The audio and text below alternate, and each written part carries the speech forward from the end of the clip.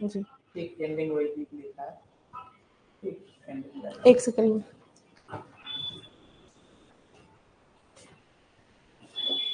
देखो बच्चों आए कि नहीं आए, आवाज आ रही है? देखो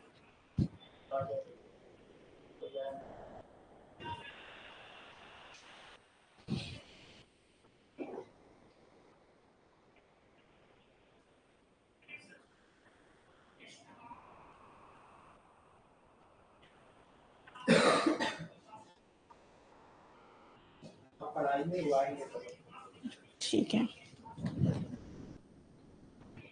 तो बैनर्स मतलब चालू कर दिया क्या तुमने? अच्छा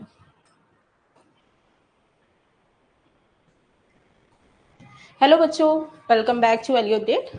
आई होप आप सभी अच्छे होंगे। कैसे हैं आप सभी? चलिए आज हम स्टार्ट करने वाले हैं पब्लिक फाइनेंस के इम्पॉर्टेंट एमसीक्यूज को लेके। और ये जितने भी एमसीक्यू हैं ये आप सभी के BCom semester 2 examination point of view के लिए बहुत ज़्यादा इंपॉर्टेंट है। ये एमसीक्यू स्टार्ट करने से पहले हम ये देख लेते हैं कि पब्लिक फाइनेंस होता क्या है। ठीक है, बेसिकली पब्लिक फाइनेंस क्या होता है कि जो गवर्नमेंट अपना स्पेंडिंग करती है वो कहाँ से वो रेज कर रही है, देन उसको कहाँ पे स्पेंड कर रही है एंड उसका इकोनॉमी पे क्या इम्पैक्ट होता है, that is public finance. Okay, ये तो रहा पब्लिक फाइनेंस का जितना भी कॉन्सेप्ट है वो। लेकिन अगर अभी तक आपने हमारा एलियो अपडेट ऐप डाउनलोड नहीं किया है तो उसका लिंक डिस्क्रिप्शन बॉक्स में प्रोवाइडेड है, वहां से जाके आप हमारे ऐप को डाउनलोड कर सकते हैं एंड वहां से आप हमारे बैचेस को बाय कर सकते हैं, जहां पे इसके बारे में आपको डिटेल डिस्क्रिप्शन दिया गया है। और यहाँ पे मैं आपको बहुत सारे एमसीक्यू तो करवाऊंगी, लेकिन अगर आपको उसका कॉन्सेप्ट स्टडी करना है, कॉन्सेप्ट समझना है, तो आपको हमारे बैचेस लेने पड़ेंगे। चलिए स्टार्ट करते हैं, हमारा आज का सेशन स्टार्ट करते हैं। ओके, हमारा जो फर्स्ट क्वेश्चन है that is scope of public finance includes option A public revenue, option B public डेब्ट, option C public expenditure and option D all of these. Public finance में यहाँ पे तीनों ही ऑप्शन आएंगे। ओके, क्यों आएंगे? क्योंकि पब्लिक फाइनेंस जो है, ठीक है, इसका वर्क एरिया पूछा है। तो पब्लिक फाइनेंस में हर एक चीज इंक्लूड होती है, जैसा कि मैंने अभी आपको इंट्रो में ही बताया था कि पब्लिक रेवेन्यू यानी जो गवर्नमेंट है वो अपना रेवेन्यू कहाँ से कलेक्ट कर रही है एंड देन वो उसको कहाँ कहाँ पे स्पेंड कर रही है। पब्लिक का डेप्ट क्या है, मतलब जो गवर्नमेंट डेप्ट लेती है, ठीक है, वो कौन कौन सा है। तो ये सारी चीजें यहाँ पे आएंगी, इसीलिए यहाँ पे ऑप्शन डी करेक्ट रहेगा ना। हमारा नेक्स्ट क्वेश्चन है that is public authorities includes option A central government, option B state government, option C local government and option D all of this. यहाँ पे क्वेश्चन देख के आपको समझ में आ जाना चाहिए कि यहाँ पे पब्लिक अथॉरिटीज पूछा गया। तो पब्लिक अथॉरिटीज में स्टेट, सेंट्रल, लोकल तीनों ही आएगा, इसीलिए ऑप्शन डी आएगा। देखिए यहाँ पे जो तीनों ऑप्शन दिए गए हैं, जैसे कि central government, state government, local government, तो सेंट्रल गवर्नमेंट अगर देखें तो वो नेशनल लेवल पे काम करता है। इसी तरह से स्टेट गवर्नमेंट है ना, तो वो स्टेट, अलग अलग राज्य, हमारे जो इंडिया में जितने भी स्टेट्स हैं उनके अलग अलग स्टेट गवर्नमेंट है जो अपने राज्य के लिए अलग से पॉलिसीज बनाती है, अलग से स्कीम्स बनाती है। वो सारी चीजें पब्लिक फाइनेंस का ही पार्ट होता है, वो पब्लिक अथॉरिटीज ही मानी जाती है। देन लोकल गवर्नमेंट, जैसे कि आप देखते होंगे पंचायत होते हैं, फिर नगर पालिका होती है, म्यूनिसिपालिटीज होती हैं, ये सारे जो होते हैं ना वो लोकल अथॉरिटीज होती हैं, जिनको हम लोकल गवर्नमेंट कह सकते हैं। तो वो लोकल पब्लिक अथॉरिटीज होती हैं। तो यहाँ पे ऑप्शन डी करेक्ट रहेगा। Now हमारा next question है that is which is the main point on the basis of which public finance can be separated from private finance? Option A price policy, option B borrowing, option C secrecy and option D elasticity in income.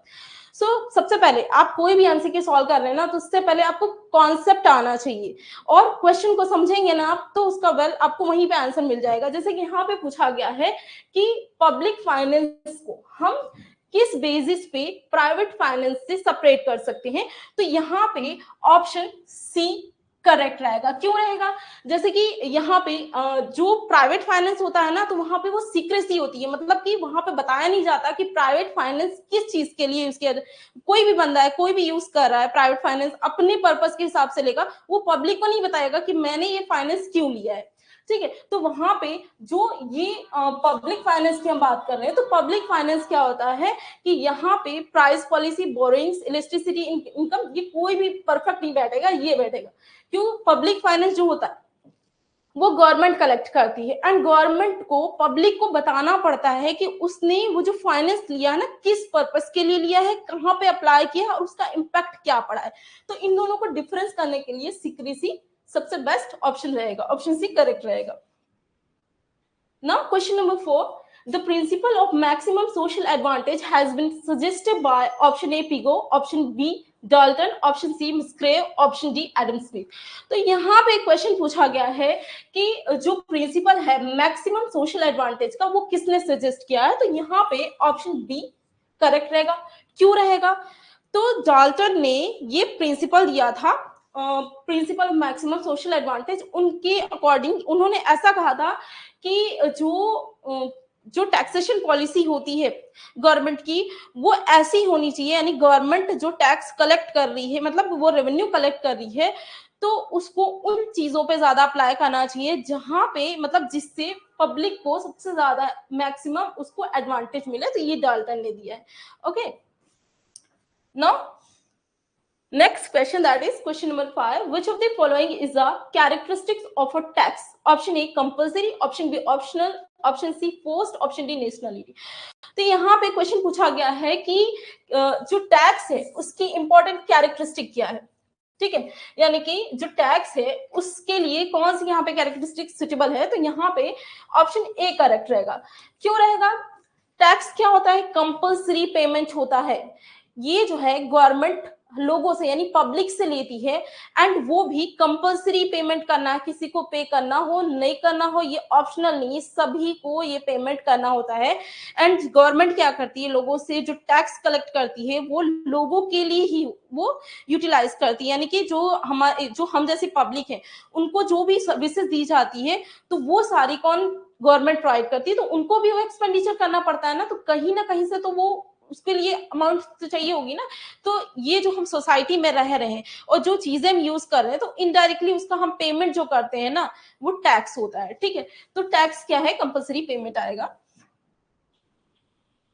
Now next question is that what is the main objective of a tax? Option A increase in consumption, option B increase in production, option C raising public revenue, option D reduction in capital formation.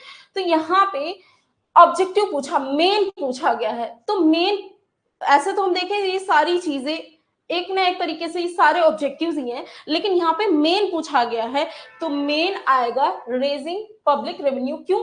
क्योंकि tax कौन collect करता है? Government collect करती है, और उसका मकसद क्या होता है कि वो अपना जो पब्लिक रेवेन्यू हो वो बढ़ाए। जितना ज्यादा उनके पास रेवेन्यू होगा उतना वो लोगों को सर्विसेज प्रोवाइड कर पाएंगे, इसीलिए यहाँ पे ऑप्शन सी करेक्ट रहेगा। Now next question, that is among the following canons of taxation which one was given by Adam Smith? Option A canon of uniformity, option B canon of productivity, option C canon of diversity and option D canon of equity. तो यहाँ पे जो question पूछा गया ना कि ये जितने भी कैनन्स दिए गए हैं यानी प्रिंसिपल्स, कैनन मतलब कि प्रिंसिपल्स जो दिए गए हैं वो जो भी टैक्सेशन के, तो इसमें से कौन सा एडम स्मिथ ने दिया है। तो एडम स्मिथ ने यहाँ पे जो दिया है ना वो आएगा कैनन ऑफ इक्विटी। और इस कैन के मुताबिक ये होता है कि जो मतलब कि जो लोगों से टैक्सेशन लिया जाता है ना, तो जो टैक्स कलेक्ट किया जाता है ना उनकी एबिलिटी के हिसाब से होना चाहिए। लेकिन यहाँ पे जो इक्विटी वाला है, ऐसे तो हम देखें तो उनकी एबिलिटी के हिसाब से होना चाहिए, लेकिन जो इक्विटी वाला जो कैनन है इसके मुताबिक उन्होंने ऐसा कहा है कि हर एक जितने भी लोग हैं सभी से क्या करना है, एक जैसा टैक्स कलेक्ट करना है। उनकी कितनी इनकम है, कितना क्या है, उससे कोई फर्क नहीं पड़ता, उन सभी से क्या करना है, इक्वल टैक्स कलेक्ट करना है। इस जो कैनन दिया है इसके मुताबिक होता है। Now next question, that is question number 8. The Indian tax system is, हमारा इंडियन टैक्स सिस्टम कैसा है वो बताना है। अब यहाँ पे ऑप्शन दिया जैसे कि option A proportional, option B progressive, option C regressive and option D degressive. तो यहाँ पे सबसे पहले तो आपको पता होना चाहिए कि इंडिया में किस तरह का टैक्सेशन सिस्टम चलता है। तो इंडिया में कैसा चलता है,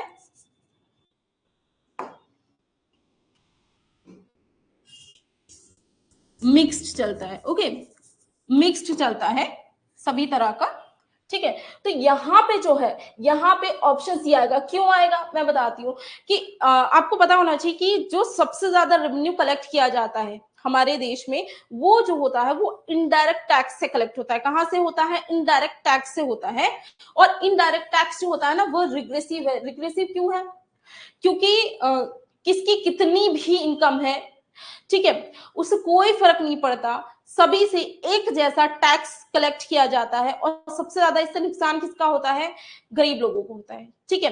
क्योंकि उनके पास कितनी भी इनकम है, से वो फर्क नहीं पड़ रहा, उनको क्या कर रहा है? हाई प्राइजेस ही देने पड़ रहे हैं। तो यहाँ पे इंडियन टैक्स सिस्टम कैसा आएगा? रिग्रेसिव आएगा।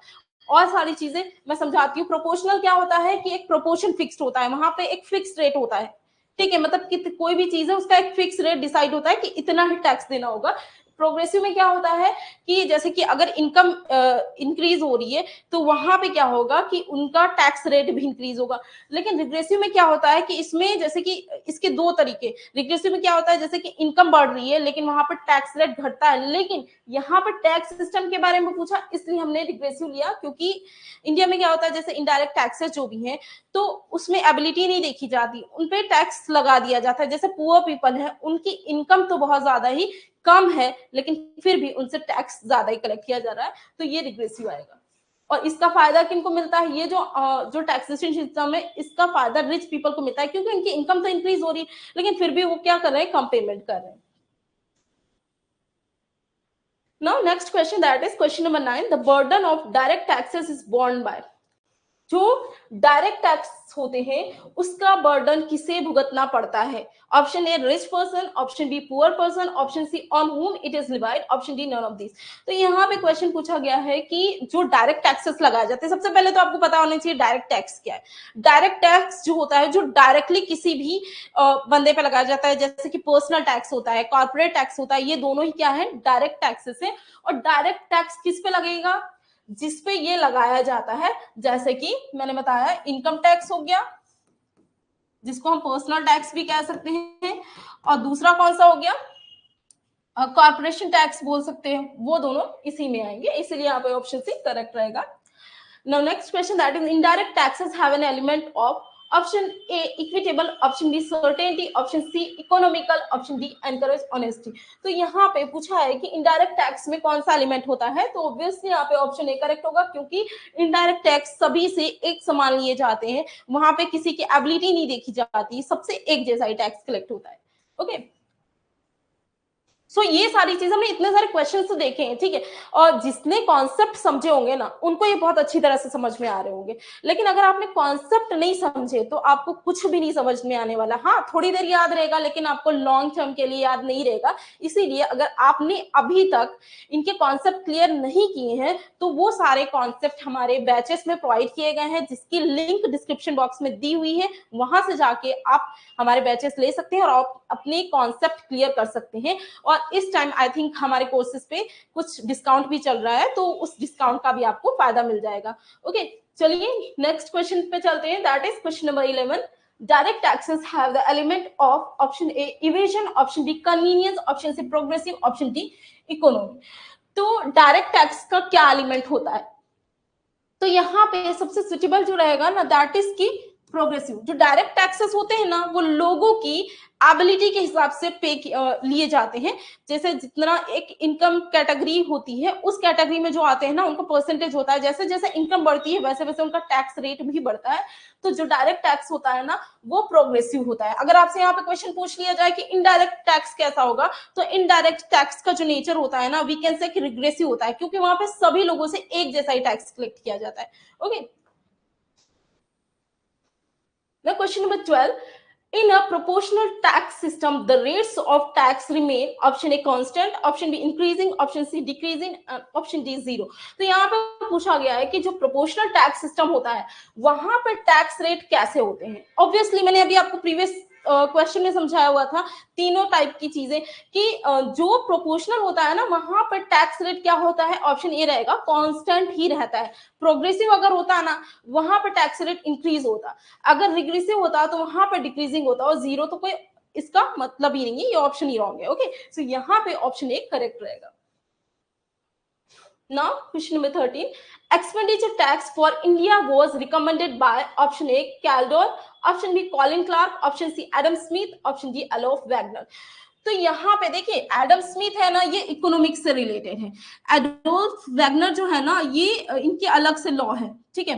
देन यहाँ पे जो ये दो ऑप्शन रहे ना, इसमें से जो सबसे सुटेबल रहेगा दैट इज की कॉल्डर। इन्होंने क्या कहा था कि एक्सपेंडिचर टैक्स होना चाहिए, उन्होंने रिकमेंड किया था एक्सपेंडिचर टैक्स के लिए।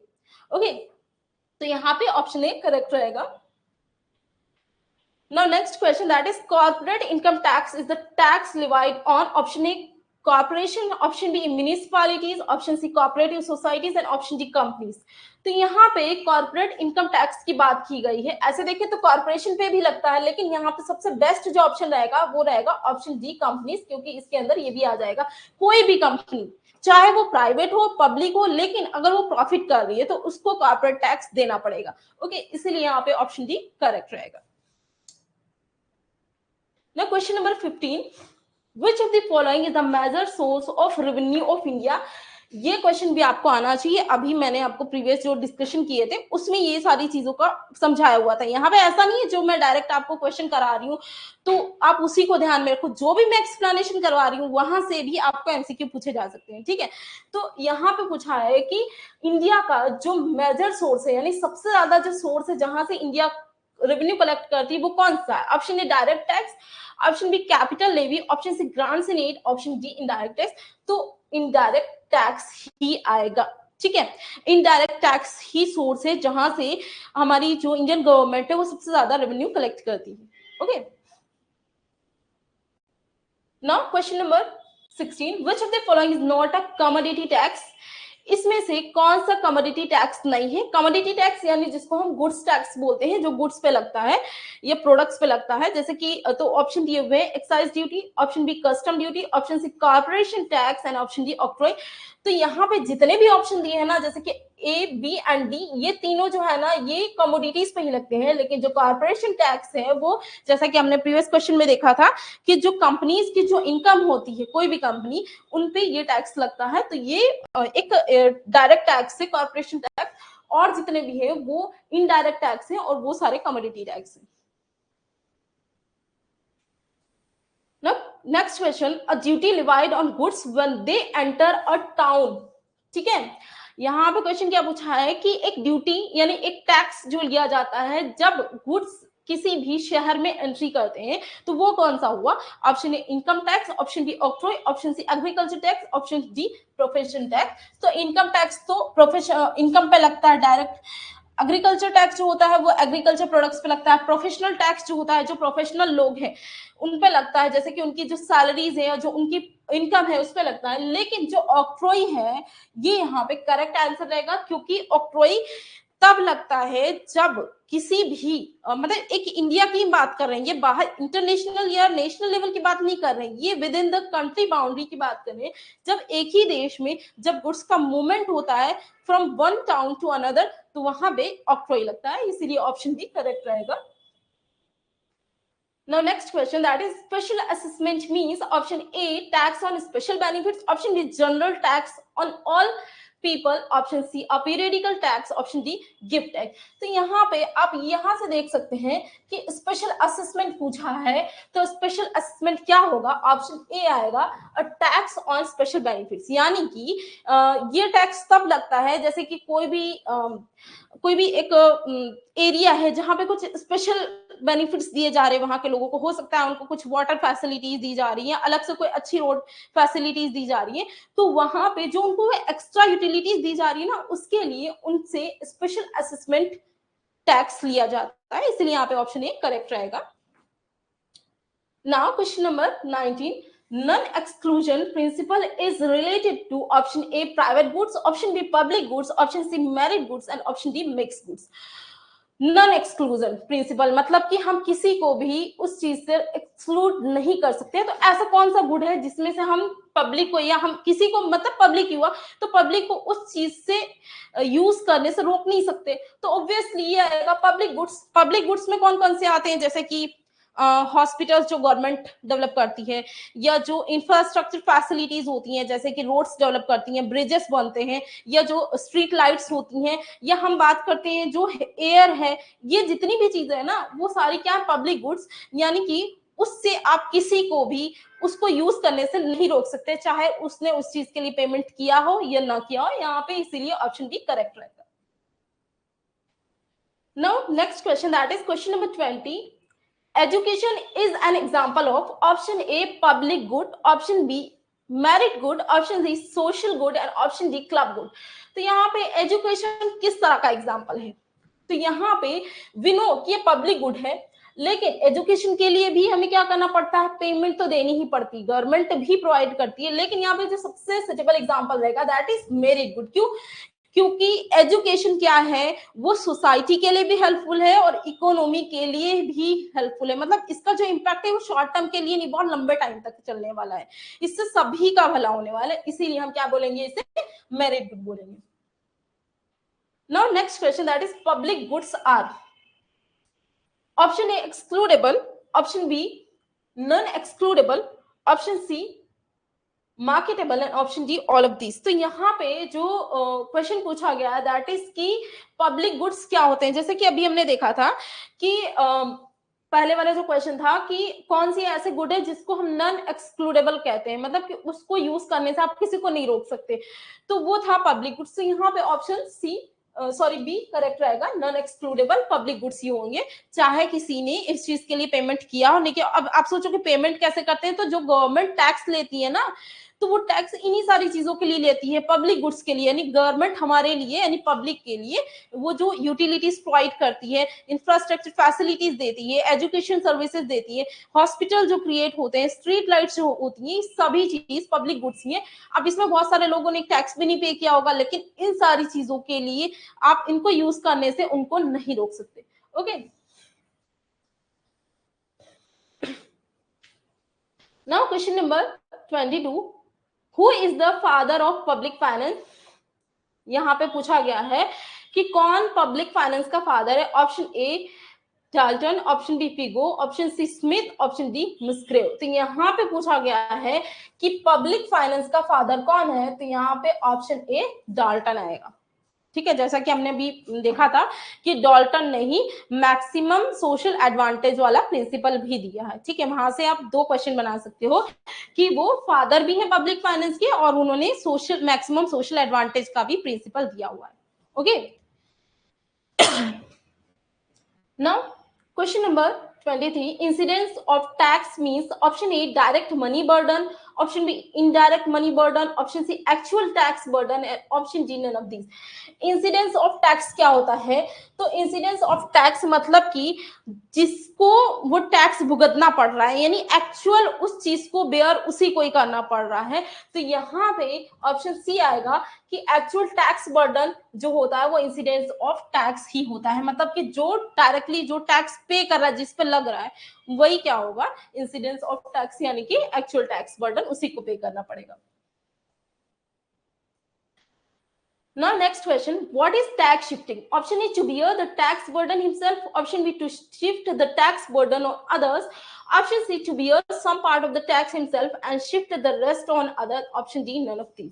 तो यहाँ पे जो क्वेश्चन पूछा गया है ना कि टैक्स शिफ्टिंग क्या होता है, तो टैक्स शिफ्टिंग क्या होता है कि जिस पर टैक्स लगता है ना वो क्या कर देता है, अपना टैक्स किसी और पे शिफ्ट कर दे रहा है, मतलब वो पेमेंट नहीं कर रहा है और उसकी जगह कोई और पेमेंट कर रहा है। कैसे, जैसे कि जीएसटी जो होता है, ठीक है, जो जीएसटी होता है वो लगता किस पे है, जो प्रोड्यूसर्स या मैन्युफैक्चरर्स होते हैं उन पे लगता है, लेकिन ये जो होता है ना तो इस पे जो एक्स्ट्रा जो होता है ऐड करके, और इसका जो भी एक्स्ट्रा कॉस्ट जो प्रोड्यूसर को बेयर करना पड़ता है उस चीज को बनाने के लिए, वो सारा ऐड करके वो इसको क्या कर देते हैं, शिफ्ट कर देते हैं। इसीलिए जो ये टैक्स होता है किसको बेयर करना पड़ता है, कंज्यूमर्स को। ठीक है, कौन पे करता है, कंज्यूमर्स। याद रखना ये जो है ना टैक्स शिफ्टिंग, ये सिर्फ इनडायरेक्ट केस में ही अप्लाई हो सकता है, ये डायरेक्ट केसेस में अप्लाई नहीं हो सकता। मतलब कि अगर कोई पर्सन है जिसका इनकम टैक्स है, ये कॉर्पोरेशन टैक्स है, उसको आप शिफ्ट नहीं कर पाओगे। ये सारा जो हो सकता है ना टैक्स शिफ्टिंग, ये कहाँ होता है? इनडायरेक्ट केस में ही होता है, जैसे कि जीएसटी। ओके, सो यहाँ पे क्या होता है? टैक्स शिफ्टिंग, यानी कि यहाँ पे जो बर्डन रहता है ना टैक्स का, वो किसी और पे शिफ्ट कर दिया जाता है, इसीलिए यहाँ पे ऑप्शन सी करेक्ट रहेगा। Now next question, that is the equity principle of taxation was propounded by, जैसा कि जो equity principle है taxation का, वो किसने दिया है? तो ये जो प्रिंसिपल दिया है ना, वो एडम स्मिथ ने दिया है।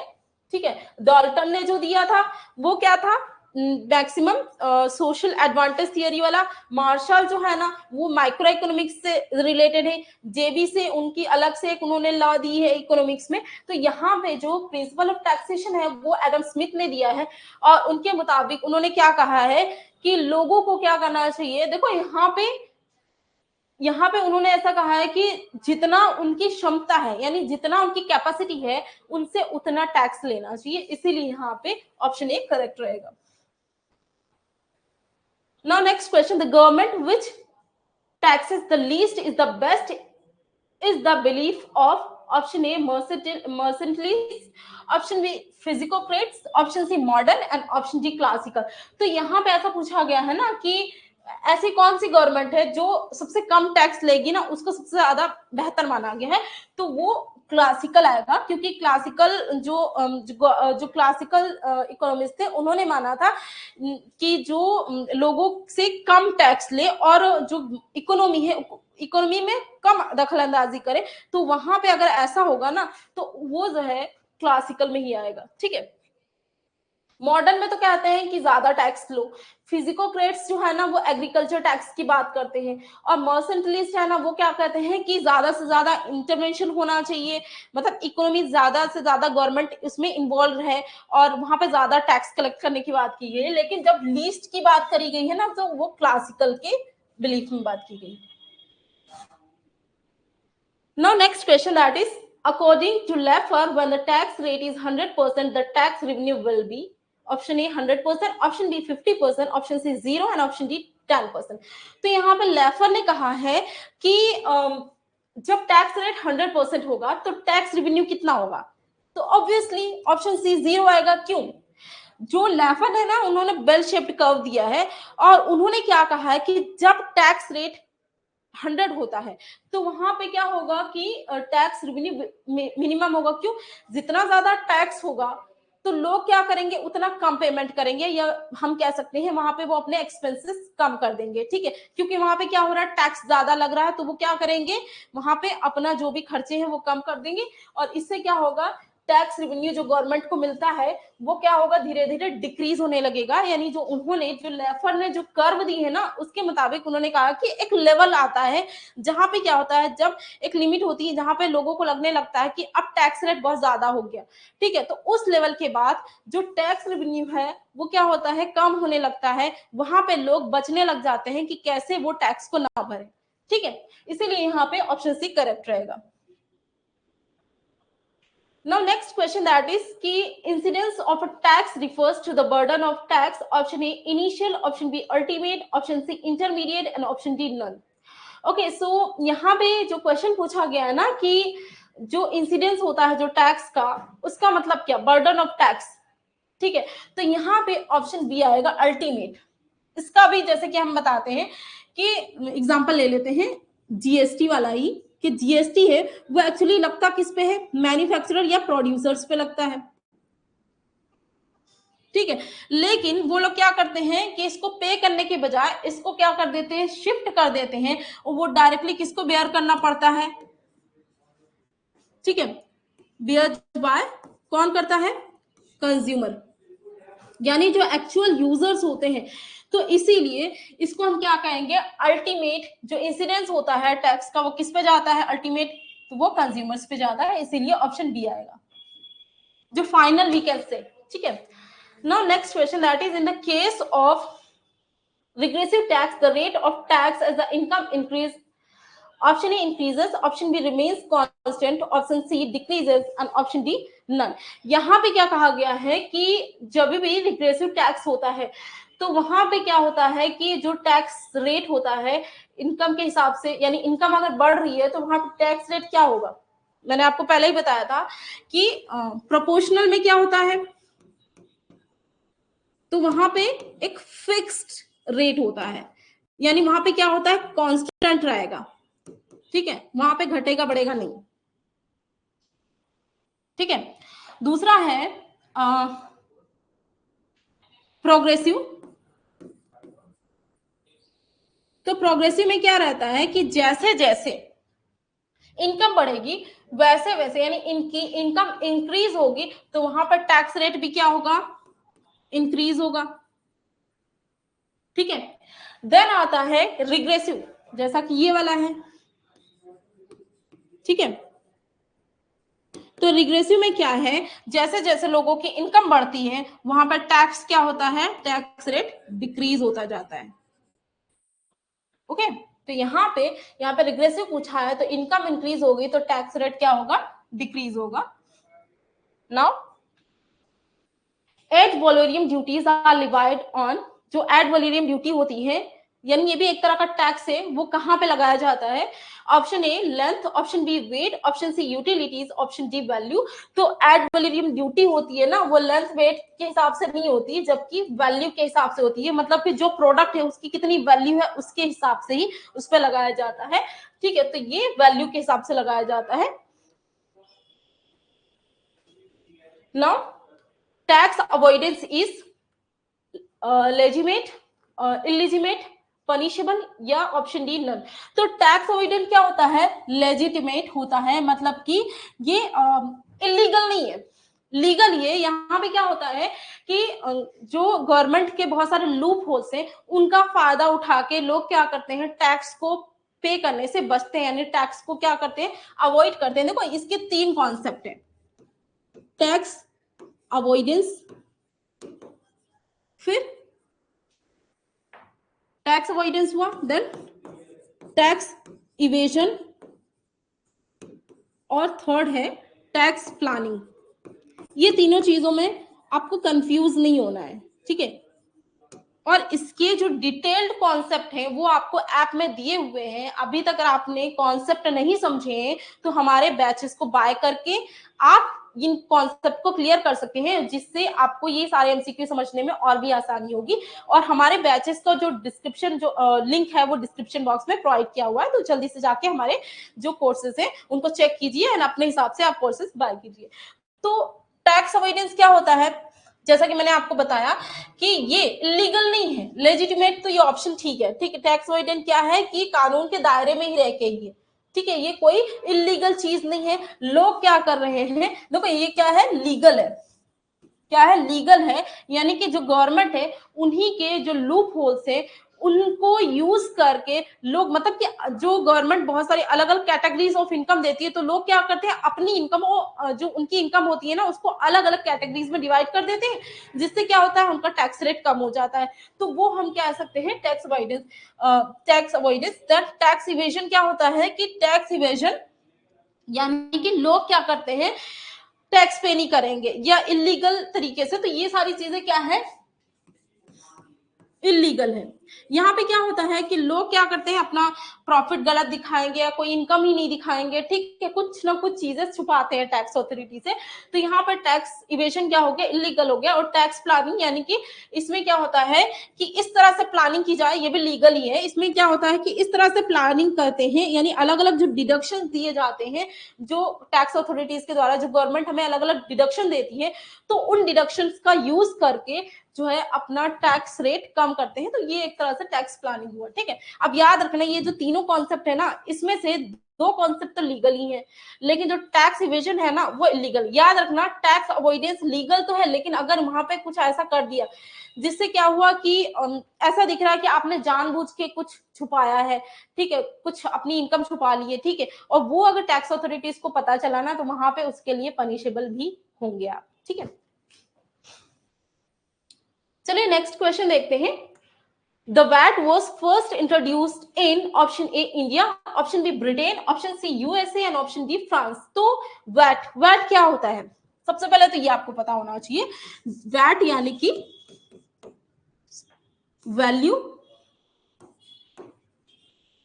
Added tax. और यहाँ पे क्वेश्चन क्या पूछा है कि ये वैल्यू एडेड टैक्स कहां पे सबसे पहले इंट्रोड्यूस किया गया था? ऑप्शन डी करेक्ट रहेगा, फ्रांस में हुआ था। इसका ईयर अगर पूछ लिया जाए तो आपको लिखना है 1954 में ये फ्रांस में इंट्रोड्यूस किया गया था। लेकिन अगर आपसे कोई पूछ ले कि इंडिया में कब आया था, तो इंडिया में कब आया था? इंडिया में आया था 2005 में, लेकिन अब ये हट चुका है। ठीक है, 2005 में इंडिया में आया था, जिसको 2017 में जीएसटी के साथ क्या कर दिया गया? मर्ज कर दिया गया। तो हम जीएसटी को एक हम न्यूअर वर्जन कह सकते हैं वैट का, और वैट क्या है? एक ओल्डर वर्जन बोल सकते हैं जीएसटी का। और वैसे तो जीएसटी में खाली वैट ही नहीं है, जीएसटी में और भी टैक्सेस हैं, जैसे कि वैट भी है, इसके साथ एक्साइज ड्यूटी, सेल्स टैक्स जो होता है, ये जितना ये सारे जो भी इनडायरेक्ट टैक्सेस होते हैं वो सारे जीएसटी में आ गए हैं। तो आपको ये सारी जो भी इंफॉर्मेशन मैंने दी है ना, ये आपको याद रखनी है, यहाँ से कोई भी क्वेश्चन पूछा जा सकता है। Now, custom duties are imposed on commodities as they cross option A state boundaries, option B strict district boundaries, option C national boundaries, option D municipal boundaries. तो यहाँ पे पूछा गया है कि कस्टम ड्यूटी कहाँ पे लगाई जाती है। ऑब्वियसली जब गुड्स एक देश से दूसरे देश में पास होती हैं, यानी कि जब नेशनल बाउंड्रीज क्रॉस करती है, तो वहां पे कस्टम ड्यूटीज लगाई जाती हैं। आपको याद रखना है कस्टम ड्यूटी कितने तरह की होती है?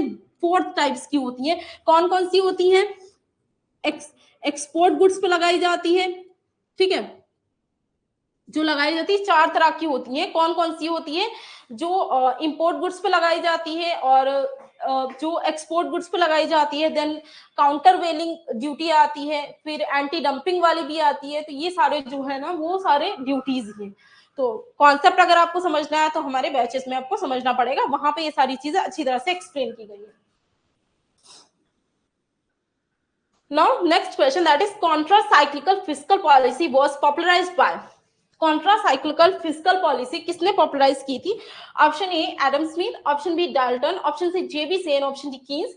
तो यहाँ पे ऑप्शन डी करेक्ट रहेगा, क्योंकि कीन्स ने ही कॉन्ट्रासाइक्लिकल फिस्कल पॉलिसी को पॉपुलराइज किया था। अब ये पॉलिसी क्या है? तो कॉन्ट्रासाइक्लिकल पॉलिसी जो फिस्कल पॉलिसी है, इसमें ये एक जो जैसे कि जो साइकिल, ट्रेड साइकिल जो चलता है इकोनॉमी में, उसका ये अपोजिट है।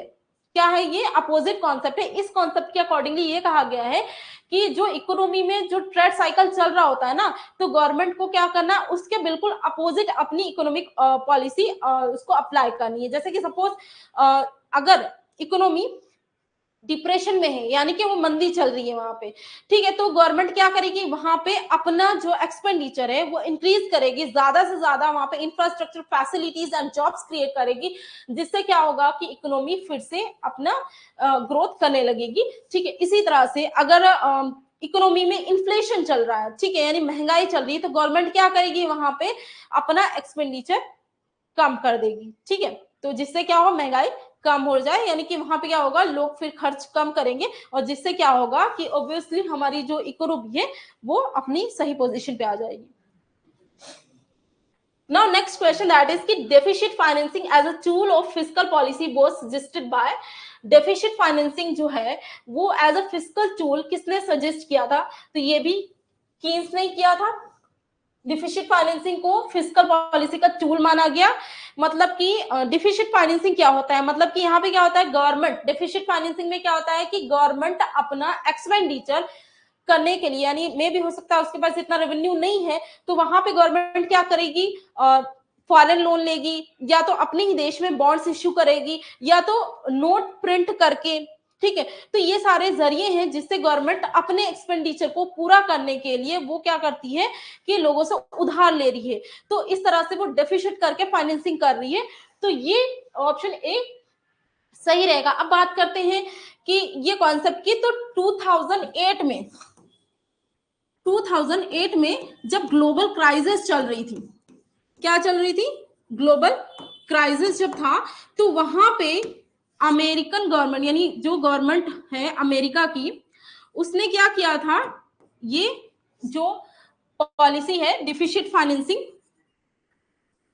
फाइनेंसिंग पॉलिसी, इसको अप्लाई किया था। उनकी खुद के देश में ये पॉलिसी अप्लाई की थी। ठीक है, अब बात करते हैं इंडिया में। तो इसका यूज इंडिया में भी हो चुका है। कब हुआ था?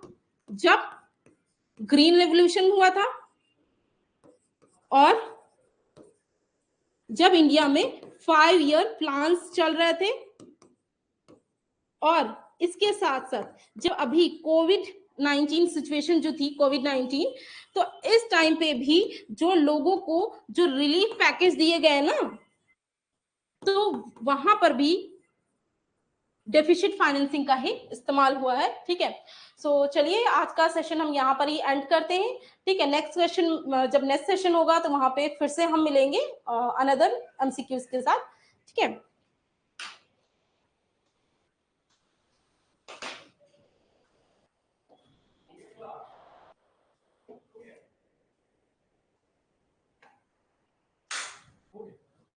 स्टॉप कर दो, देखो यहीं से होता है।